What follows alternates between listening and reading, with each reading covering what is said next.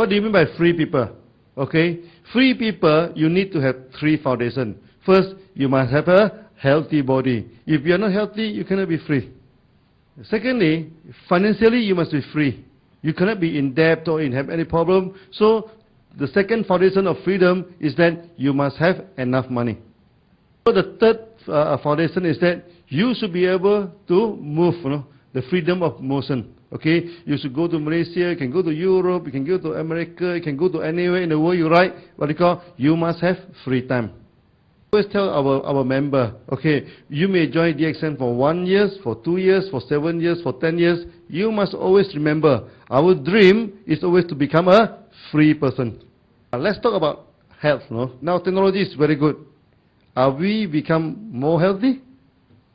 Yes or no? No. The basic question is that why the advancements of technology do not bring the advancement of health?